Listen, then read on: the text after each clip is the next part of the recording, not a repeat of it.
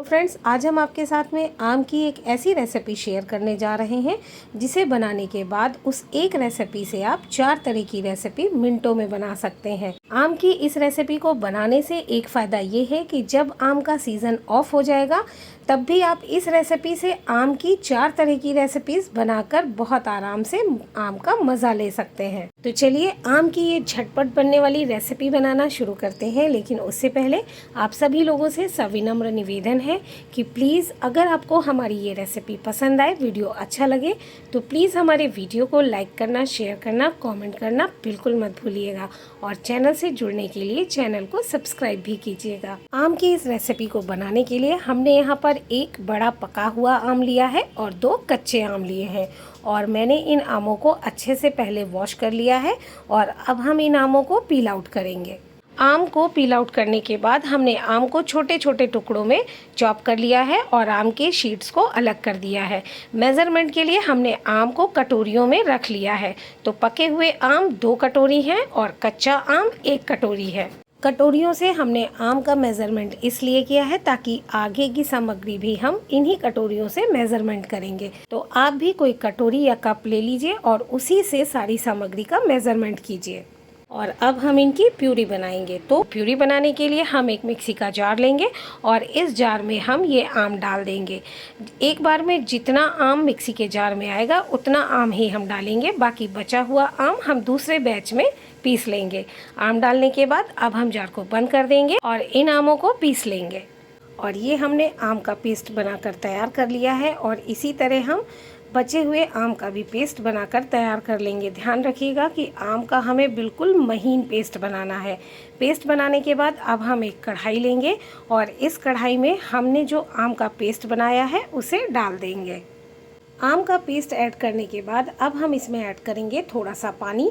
तो पानी हमने मिक्सी के जार में ले लिया है ताकि आम का जो पेस्ट मिक्सी के जार में रह गया हो वो भी पानी के साथ निकल आए। पानी ऐड करने के बाद अब हम इसमें ऐड करेंगे चीनी। तो जितना हमने आम लिया है उतनी ही मात्रा में हम चीनी लेंगे। अगर आपका आम ज़्यादा मीठा है तो आप इसमें चीनी की मात्रा थोड़ी बहुत कम कर सकते हैं, क्योंकि हमने जो आम यहाँ पर लिया है वो पका हुआ आम काफ़ी मीठा है। तो हम इसमें ऐड करेंगे 2.5 कटोरी चीनी। चीनी ऐड करने के बाद अब हम इस आम वाले पेस्ट को तब तक पकाएंगे जब तक कि चीनी पूरी तरह से घुल नहीं जाती। और आप देख सकते हैं कि जैसे जैसे चीनी घुलती है वो अपना मॉइस्चर छोड़ने लगती है, जिससे आम का ये पेस्ट थोड़ा सा पतला हो जाता है। लेकिन हमें इसे तब तक पकाना है जब तक कि इसके अंदर का जो मॉइस्चर है वो पूरी तरह से रिड्यूस नहीं हो जाता और आम का ये पेस्ट थोड़ा सा थिक नहीं हो जाता। इस पेस्ट को पकने में 5 से 7 मिनट का समय लगता है अगर आप इसे हाई फ्लेम पर पका रहे हैं। लेकिन कोशिश कीजिएगा कि आप इसे मीडियम टू लो फ्लेम पर बराबर चलाते हुए पकाएं। और आम का ये पेस्ट बहुत अच्छे से पक गया है। इसकी पहचान आप देख सकते हैं कि इस पेस्ट में बबल्स बनने लगे हैं। इसका मतलब ये है कि आम के पेस्ट में अब मॉइस्चर बिल्कुल भी नहीं रह गया है। तो अब हम गैस को ऑफ कर देंगे, क्योंकि जैसे ही ये आम का पेस्ट ठंडा होगा ये थोड़ा और थिक हो जाएगा। और इसकी दूसरी पहचान ये है कि जब हम इसमें कोई स्पैटुला या स्पून डालते हैं तो आम का ये पेस्ट उस स्पैटुला को कोट कर लेता है। साथ ही आप देख सकते हैं कि जब हम इस स्पून पर लाइन खींचते हैं तो वो लाइन आपस में बिल्कुल भी मिल नहीं रही है, यानी ये पेस्ट बहुत अच्छे से पक चुका है। तो अब हम गैस को ऑफ कर देंगे और इस पेस्ट को ठंडा होने के लिए छोड़ देंगे। साथ ही इसकी सेल्फ लाइफ को बढ़ाने के लिए हम इसमें ऐड करेंगे 1 टेबल स्पून वाइट विनेगर। अगर आप विनेगर नहीं भी ऐड करेंगे तब भी ये 1 से 1.5 महीने आम की प्यूरी बिल्कुल भी ख़राब नहीं होगी। और ये देखिए आम की प्यूरी बिल्कुल ठंडी हो चुकी है। तो चलिए अब हम इसे इस कांच की बरनी में इस प्यूरी को रखकर स्टोर करेंगे। कांच की बरनी में रखने से पहले कांच की बरनी को हमने अच्छे से वॉश कर लिया है और अच्छे से सुखा लिया है। और अब इस कांच की बरनी में ये तैयार की हुई पूरी प्यूरी हम डाल देंगे। बरनी में आम की प्यूरी को रखने के बाद अब हम बरनी को एयर टाइट ढक्कन से बंद कर देंगे। और इस प्यूरी को आप आराम से 2 से 2.5 महीने तक फ्रिज में रखकर स्टोर कर सकते हैं। अगर आपके पास एयर टाइट ढक्कन नहीं है तो आप ऐसी कोई पॉलीथीन ले लीजिए और उस पॉलीथीन के अंदर ढक्कन को डाल करके इस तरीके से भी बरनी को एयर टाइट कर सकते हैं। इस तरीके से एयर टाइट करने पर भी बर्नी के अंदर मॉइस्चर बिल्कुल भी नहीं जाएगा और बर्नी में रखा हुआ सामान या प्यूरी खराब नहीं होगी। और अब हम इस एक प्यूरी से 4 तरह की रेसिपी और बनाएंगे। इस प्यूरी को बनाकर स्टोर करने से एक फ़ायदा ये है कि इससे हम 4 तरह की रेसिपी इंस्टेंट बना सकते हैं। तो चलिए अगली रेसिपी कौन सी है वो देख लेते हैं। हमने यहाँ पर एक कढ़ाई ली है और इस कढ़ाई में हम डालेंगे फुल क्रीम दूध। हमने यहाँ पर अमूल का फुल क्रीम दूध लिया है। आप कोई सा भी दूध ले सकते हैं, ध्यान रखिएगा कि दूध फुल क्रीम होना चाहिए।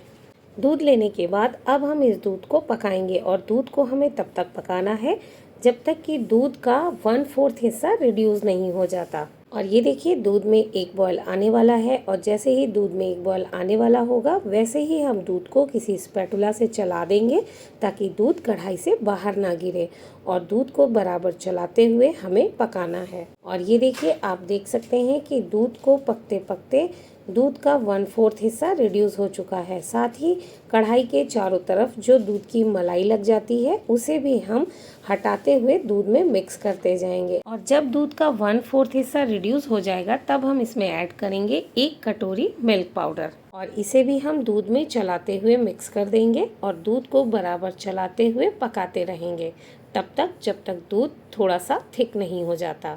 और दूध में जब मिल्क पाउडर अच्छे से मिक्स हो जाएगा तब हम इसमें ऐड करेंगे कस्टर्ड पाउडर। तो हमने यहाँ पर 1.5 टेबल स्पून कस्टर्ड पाउडर लिया है और अब हम इसमें थोड़ा सा पानी ऐड करके इसकी एक स्लरी बना लेंगे। स्लरी बनाने के बाद अब हम इस कस्टर्ड पाउडर को थोड़ा थोड़ा करके दूध में ऐड करते जाएंगे और दूध को चलाते जाएंगे और आखिरी में ये बचा हुआ कस्टर्ड पाउडर भी हम दूध में ऐड कर देंगे और फिर से हम दूध को चलाते हुए पकाएंगे। तब तक पकाना है जब तक कि दूध गाढ़ा नहीं हो जाता। कस्टर्ड पाउडर डालने की वजह से दूध जल्दी थिक हो जाता है और आप देख सकते हैं कि दूध धीरे धीरे थिक होने लगा है।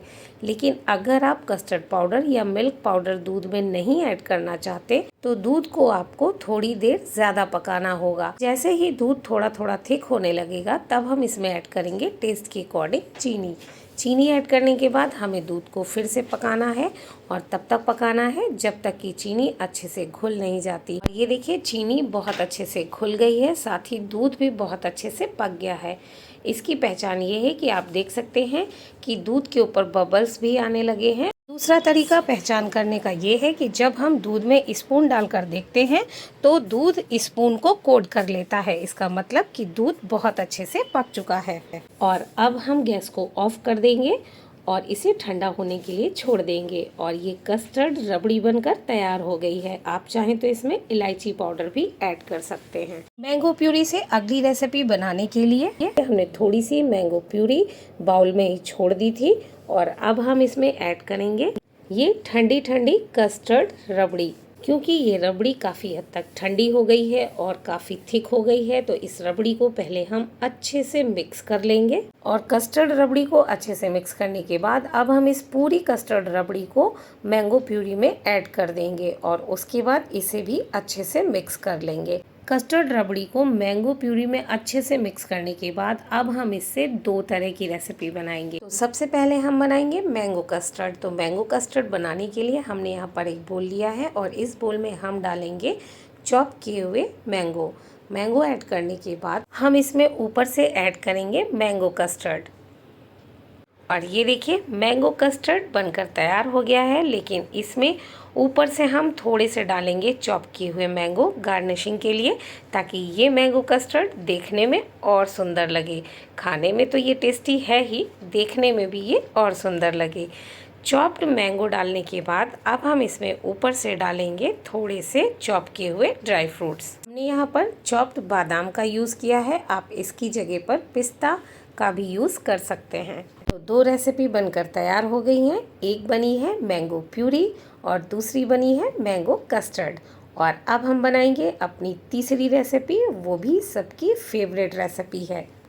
तीसरी रेसिपी बनाने के लिए हमने यहाँ पर मिक्सी का जार लिया है और इस जार में बचा हुआ मैंगो कस्टर्ड हम डाल देंगे। मैंगो कस्टर्ड को जार में डालने के बाद अब हम जार को बंद कर देंगे और इसे ब्लेंड कर लेंगे। और आप देख सकते हैं कि ब्लेंड करने के बाद ये मैंगो कस्टर्ड बिल्कुल क्रीमी क्रीमी सा हो गया है। तो अब आप समझ ही गए होंगे कि हम इससे क्या बनाएंगे। अगर नहीं समझे तो चलिए हम बता देते हैं। हम इस मिश्रण से बनाएंगे कुल्फ़ी, क्योंकि ये मिश्रण बनकर तैयार हो गया है कुल्फ़ी वाला मिश्रण, बिल्कुल क्रीमी क्रीमी सा। तो हम यहाँ बनाएंगे मटका कुल्फ़ी। तो मटका कुल्फ़ी बनाने के लिए हमारे पास ये एक मटका है जिसमें हम बनाएंगे मटका कुल्फ़ी, बाकी हमारे पास कुल्हड़ है। तो हम यहाँ पर मटका कुल्फ़ी और कुल्हड़ कुल्फ़ी दोनों बनाएंगे। मैंगो मटका कुल्फ़ी बनाने के लिए इस मिश्रण को हम मटके में डाल देंगे और मटके में डालने के बाद बचे हुए कुल्फ़ी के इस मिश्रण को हम कुल्हड़ में डाल देंगे।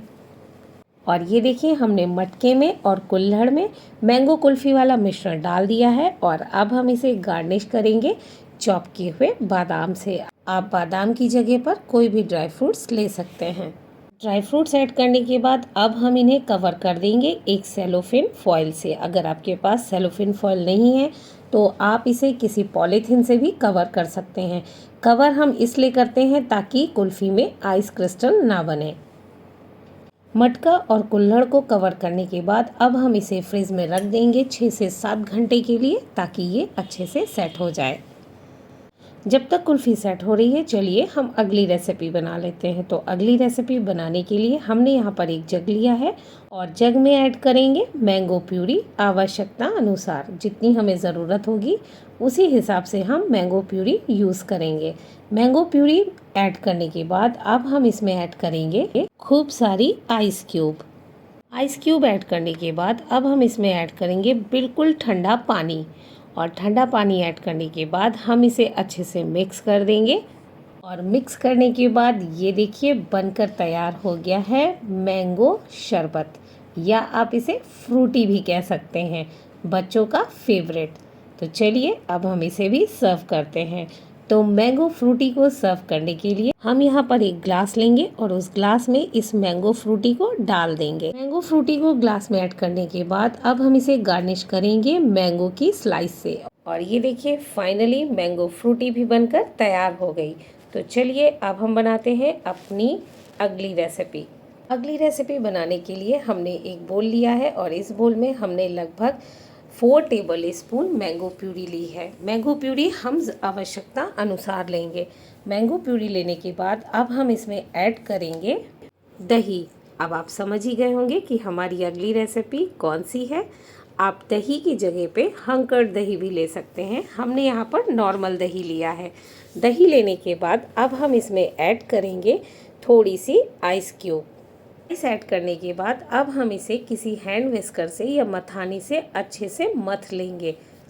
आप चाहें तो इस प्रोसेस को मिक्सी में भी कर सकते हैं, लेकिन मिक्सी में बनी हुई लस्सी में वो बात नहीं होती जो मथानी या हैंड विस्कर से बनाई हुई लस्सी में होती है। और अब हम इसे विस्कर से अच्छे से मिक्स कर लेंगे। और मिक्स करने के बाद फाइनली आप देख सकते हैं कि मैंगो लस्सी बनकर तैयार हो गई है। तो चलिए अब हम इसे सर्व करते हैं। और आप इसकी कंसिस्टेंसी भी देखिए, बिल्कुल परफेक्ट कंसिस्टेंसी की ये मैंगो लस्सी बनकर तैयार हुई है। तो इसे सर्व करने के लिए हमने यहाँ पर एक ग्लास लिया है और इस ग्लास में हम ये मैंगो लस्सी ऐड कर देंगे। ग्लास में ठंडी ठंडी लस्सी ऐड करने के बाद अब हम इसे गार्निश करेंगे चॉप किए हुए बादाम से और थोड़े से मैंगो चंक से। साथ ही इसमें हम ऐड करेंगे थोड़ी सी टूटी फूटी। और ये देखिए यम्मी टेस्टी मैंगो लस्सी भी बनकर तैयार हो गई और कितनी सुंदर दिख रही है। यकीन मानिए ये लस्सी बहुत टेस्टी है। 6 से 7 घंटे हो चुके हैं और मैंगो मटका कुल्फ़ी और मैंगो कुल्हड़ कुल्फ़ी भी अच्छे से सेट हो गई है। तो चलिए अब हम इन्हें खोल कर देखते हैं कि ये मैंगो कुल्फ़ी कैसी बनी है। और ये देखिए परफेक्ट मैंगो मटका कुल्फ़ी बनकर तैयार हुई है। तो चलिए इसी तरह हम कुल्हड़ वाली मैंगो कुल्फ़ी भी खोल कर देखते हैं कि वो कैसी बनी है। और ये देखिए मैंगो मटका कुल्फ़ी, मैंगो कुल्हड़ कुल्फ़ी बिल्कुल परफेक्ट बनकर तैयार हुई हैं और देखने में भी कितनी सुंदर दिख रही हैं। देखने पर मत जाइए, खाने में भी ये बहुत टेस्टी हैं, यकीन मानिए। चलिए हम आपको इन्हें कट करके भी दिखा देते हैं कि ये कुल्फ़ी कितनी क्रीमी क्रीमी सी और कितनी टेस्टी बनकर तैयार हुई हैं। अगर आपको मेरी बात पर यकीन नहीं है तो एक बार ट्राई ज़रूर कीजिएगा। तो देखा आपने, एक मैंगो प्यूरी से हमने कितनी सारी रेसिपीज़ बनाकर तैयार की है। इस मैंगो प्यूरी से आप और भी रेसिपीज़ बनाकर तैयार कर सकते हैं।